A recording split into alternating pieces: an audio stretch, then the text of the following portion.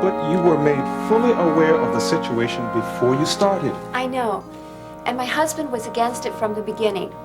I should have listened to him. But Laurie, you're doing so well. You're actually reaching these kids. It's very gratifying to hear, believe me. But when my purse was stolen, whoever took it cut out some pictures of me that were in my wallet. I see. A student with a fondness for you. It's not so charming, Mr. Kimball. A few days after the theft, I noticed that one of my blouses was missing. And then a few days after that, Ben and I found it on the outside doorknob of our condo. Did you notify the police? Yes. A detective and a friend of the family is on the case, but so far there haven't been any leads. And that's not all. I've gotten strange phone calls. And one night, there was someone at our front door. Ben opened it, and there was no one there. Well, you don't have to go on. You want out, right? I'm afraid so. Well, you won't be the first one, Laurie. But there is another side to this that you haven't told. Perhaps you haven't even realized it yourself yet. I can't see anything compensating for what I've lived through the past 3 weeks. Even the fact that you have reached these kids? I should have known you'd appeal to my idealism. That's what got me into this mess to begin with. Well, it is fulfilled idealism because I am talking facts and statistics here. Now, this is your attendance record. And what we politely refer to as the attrition rate in your class has nosedived. You've only lost 2 students, one to the Army and the other to the judicial system. And I know that is not compensation enough considering your circumstances. Mr. Kimball, it is gratifying, as I said. And however, it's probably more impressive than you realize. Laurie, I can't tell you how many teachers have sat here with their white flags unfurled, politely asking or loudly demanding that I release them from this job. Sir, I think my situation is different. Very different, because you've probably got better reasons than anyone else for leaving. But suppose I provided you with an extra measure of safety. Now, we only have 2 more weeks before the end of the summer session. Think of the position that puts me in. I could never find a replacement for you on such short notice for such a short time. And I promise, I will provide an escort for you to and from your car, through the corridors, whatever you want. I'll even do it myself if need be. Whatever will alleviate your fears. What do you say, Laurie? Will you reconsider? All right.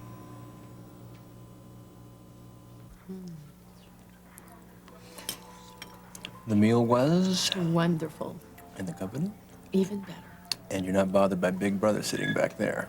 He is my brother. He is not my big brother, no matter how much he may want to be. Well, clue him in when you get a chance, because he sure is watching. Well, forget him. Gladly. Do you want to sit here? What? I wouldn't want you to get a crick in your neck. I'm just doing what any good brother should. I see. Every good brother should ask out a reasonably attractive and interested female and then ignore her while he watchdogs his good sister. You're wrong on both counts. I'm not watchdog in any way, and you're much more than reasonably good looking. There he goes again. I said ignore him. Look, I invited you to a night of dinner, not surveillance. I think it's time we leave, huh? What does he have against this guy anyway? I don't trust him. Are you jealous? Hey, that's my sister over there. Don't you understand? And you told me you wanted to spend a romantic evening with me rather than get in a fight with them. I know, okay? Just that he's a jerk. You know, she just doesn't have the sense to see it. But how do you know? Maybe she's got more sense than you think. Oh, yeah.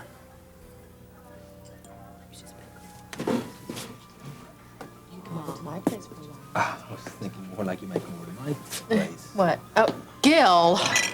Let me guess. You're here to check the microphone and little flowers here? Look, Weaver, you know, for the sake of my girl, I've tried to ignore your sleaziness. Look, leave us alone, please. Just But, go. you know, if Marianne wasn't my sister, it doesn't matter. You know, because your behavior is ruining my appetite. Then go get a bicarbonate and bug off. Look, Gil, Marianne is a big girl now. She can make her own decisions. Yeah, well, she'd probably make the same one I have if she knew all the facts. Look, Russ and I were just leaving. I'm not running from this guy. Come on, Russ, for me, please. Come on. Look, Gil, why don't you just go somewhere and blow dry your hair? Weaver, I don't want to see you around my sister anymore, okay? Well, then stop following us around. Come on.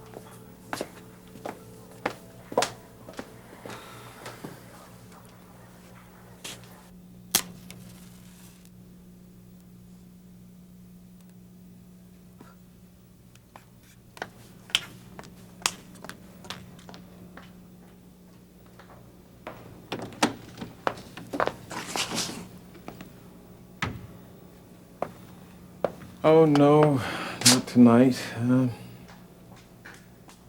Gene, I didn't see you come in. Over here, lady. So what is this, the part and parcel of a master plan, right? No, just a quiet evening at home. Oh, really? Where's the violinist? No, no, no. No violinists, no waiters, and no Jimmy. So did you send Jimmy over to see Mom? Nope. He's at a friend. He's spending the night. Can you smell the roast? You mean a roast for me? Well, look at this. Now you come around. Oh, this is all very nice, lady. Romance and privacy don't mean a thing. Mention food and you're a new man. Well, I'm sorry. I just had a hard day today. Well, I don't mind. Come on, sit down. Well, I'm keeping the potatoes warm, and the vegetables in the roast will be done any minute. And what was so hard about your day? I had to fill in for Jason today at the town meeting, and for 2 hours, I listened to those fastidious residents of Kingsley scream at me about sewer lines. Well, you just forget about it. I can. I've got 4 proposals in my briefcase there, babe, that I have to read tonight. So, I have to come up with 4 ideas how to reroute sewage. Well, Gene, please. The world out there ceases to be, for now. Let's talk about something else. Is the roast ready yet, Carla? I was just... Any bit longer. Oh, good. Well, this is nice. Why don't you read your reports and I'll go stir the gravy and maybe we can pretend we are having a romantic evening. Who says we have to talk? We do, when there's still so much that needs to be said. And what is this, a prelude to war or something? Not war, an open discussion. That will only lead to an argument, and, well, at least I'll be well fed when I storm out of the room. Oh, look. All right, come on. I was only kidding, gosh. I talked to Reverend Cruz. Like I said, prelude to war. Carla, you know how I feel about that. Now, what did you tell him? I only told him that we had discussed our problem. We're not going to see a marriage counselor. But I only told him that we brought our problem out in the open. So it's out in the open now. What are we gonna do? Kick the thing to death? I wish we could, Lord, how I wish we could. Well, I can't. I can't stand the fact that for 2 years, some other man has been giving you what I could never give you. No, that's not true. Now, that's what you're driving yourself to believe, and that's what I'm fighting to keep you from now doing. Look, you set this whole thing up with Reverend Cruz, the whole works. I had this evening planned since last week. Candlelight, my favorite dinner, time alone. Why don't you have Frank Sinatra here singing Strangers in the Night, too? Oh, that would be appropriate. Where are you going? I'm leaving. You're not gonna leave me here with this dinner, are you? Carla, you have got time, so why don't you call Reverend Cruz over here? How much time do you think we have, Gene? How much longer do you think we're gonna last?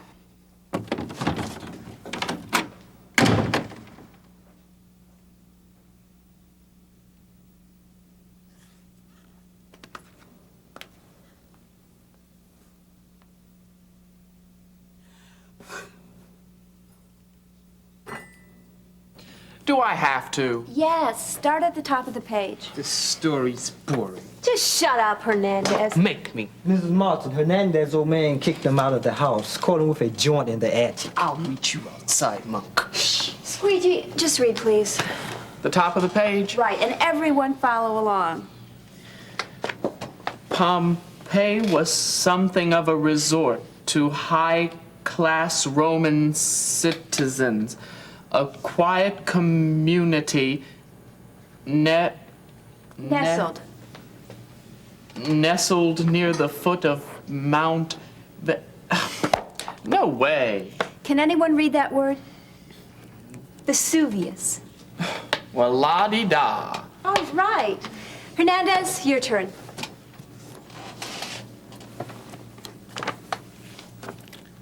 Slowly she turns and reaches for the top button of her blouse.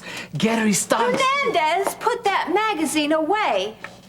If I read what I want. I said put it away. I'm sick of being told what to do, Hey, easy, man. where to live, what to read. I don't even want to read. Well, then can I have the magazine? Forget the magazine. Just pick up your textbook. You can't make me. Hernandez, I am sorry about your situation. I don't need your pity. Do something. He's crazy. Hey, look, man, your old man kicks you out the house twice a week. I mean, what's really bugging you? Just leave me alone. I can handle this. You can't handle anything. Teach. You're on the same side as the rest. And what Hey, side don't is... try talking to him, Mrs. Martin. He gets like this every once in a while, don't you? Man, just give me the magazine. Stay away. Hey, I said give... Don't touch me.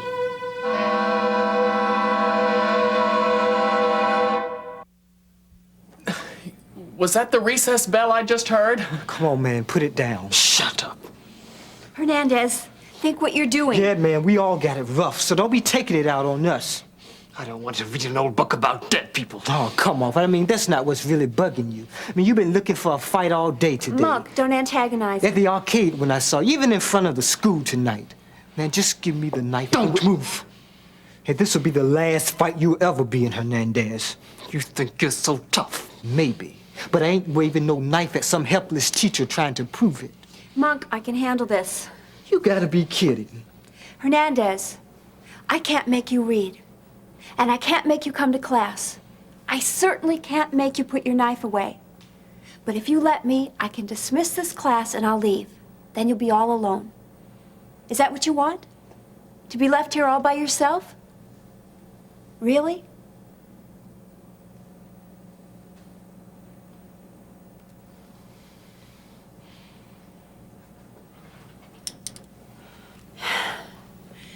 Thank you, Jesus.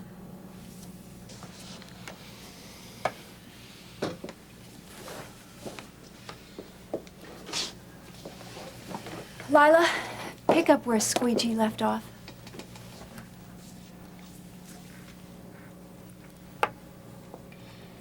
Mount Vesuvius is found in the Bay of Naples in southern Italy. In the year 70 AD, Vesuvius rumbled to life and showered the city of Pompeii and a neighboring colony with volcanic ash and lava, burying the city and leaving for future explorers a city Very nice, frozen Mrs. in Morgan. time. Keep up the good work. Archaeologists have even found political slogans on the walls, left there on the eve of a local election. Now, how does this tuna surprise sound? Oh, I think you better put that under maybe. Do you know I have 7 maybes and only 2 for sures? I didn't know I was taking in such a finicky eater under my roof. I hope Bab's not so particular. Yeah, how about Babs? When is she getting out of the hospital? Oh, in a day or so.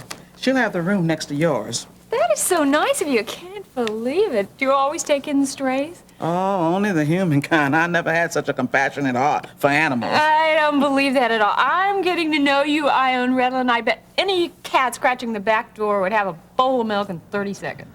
Maybe a kitten. Yeah. No, I'm serious, though. You really have quite a gift the way you just open your house up to people. And here, you know, all the time that Daddy and Nancy were taking care of me, I thought that that was hospitality. Oh, well, I'm glad you're here. Stuffed shrimp. Oh. My mother always made that. I love that. Thank goodness. I'm going to serve you up something that's going to make you feel right at home. That'd be nice. Gosh, I really do miss my mother. I hope maybe Mr. Webster can find her. You miss your whole family, don't you? Paul, of course, and Frederick. I don't know, I guess I just wish they would know me and know what's happened to me. And Frederick, I really want to see him. How long you been divorced now? A year this month. I'm thinking about getting in touch with Paul to see if maybe he would send Frederick over here to see me. Well, why don't you? Because I'm scared. We didn't leave things on the best of terms. Oh, few divorced couples do. But you've got nothing to fear, Miriam. If and when you do, the Lord's going to be watching over you. He knows better than anyone how parents long for their children. Twice in one night. Why? What's it all about? Hey, I was wrong for trying to start a fight in here, I know. You know, I don't call a guy trying to hold your sister's hand that much of a provocation. He kissed her. No, not in public. It meant something to me. It looked as if it meant something to Mary Ann, too. Well, that's what I want to stop. But the question is why? I mean, if it's just stupid male ego or the code of the hills or some moronic threat to your masculinity, I'll understand. Oh, you'll understand. Hey, guys who don't deserve my sister don't have the right to go out with my sister. You know, Mary Ann thinks that she's just goofing off with this guy, but Weaver's got something else on his mind. Well, what else does he have on his mind? Fooling around. No. Stop it, would There's you? nothing worse than a guy that goofs off when he's got fooling around to do. Hey, don't make fun of me. Just what is it we're doing anyway? Goofing off or fooling around? Wasting time.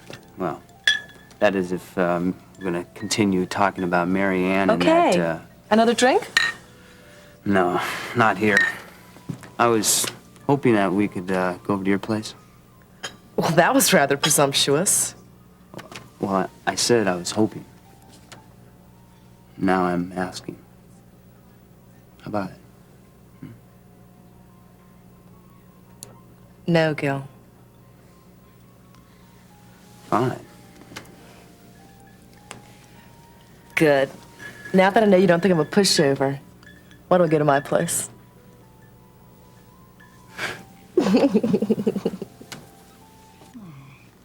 Miriam? Yeah. I don't mean to be rude, but I'd like to talk to Mama. Oh, sure. It's no problem.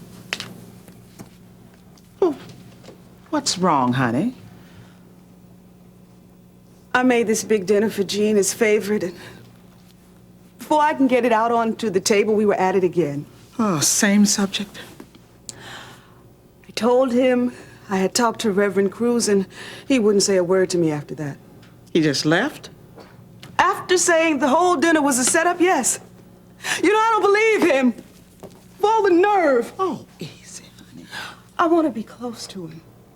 Deep down closeness, is that so much to ask? Well, only if you demand it right away. You know, Carla, the heart can't heal so fast. You know, you two have been separated so long. That's what he keeps saying. And it's just because he won't forgive and forget the past, and because of that, he keeps pulling away from me. Well, maybe you're pulling him closer before he's ready. Now, Carla, honey, just how much of this perfect evening was a setup? All right. I wanted him in a good mood. But he had no right to walk out on me. Now, you can't defend that, Mama. Oh, honey, I'm not trying to defend anything. But we know there needs to be some change made. And we might as well start looking to change what we can in ourselves first. Just don't see how Gene and I can put all this together again. You can't. But if you just let go and let God do it, you got a chance. But you got to do it on his terms, not on yours. I'm starting to think he has his limitations, too. Only those we invent for him. Well, what about time? That's no invention. I don't follow. I'm talking about when things have to change. Now, that's in the Bible. Work in the day, for a night will come when no man can work. And sometimes I just think it's too late for Gene and me, and there's nothing anybody can do about it.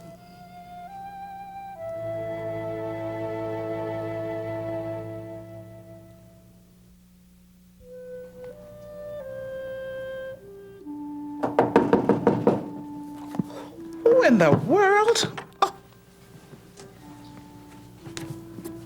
Who is it? It's me, Mom. It's after 11. What's wrong, Gene? I drove by here earlier, Mom, and I saw Carla's car out there in the driveway, and I guess you know what's going on. Well, she left here about 2 hours ago if you want to talk to her. Mom, I came by here because I don't want to talk to Carla. How's that? Mom, look, I want to spend the night here. I can sleep on the couch if you don't mind. I mean, I'll even sleep here. Well, if that's what you really want, but I do wish you'd go home and try to straighten this thing out, Gene. No, Mama, please, look, I am tired. I can't. Now, if you don't want me to stay, then I'll just go and find myself a motel or something. I'll go upstairs and put some fresh linen in one of the rooms.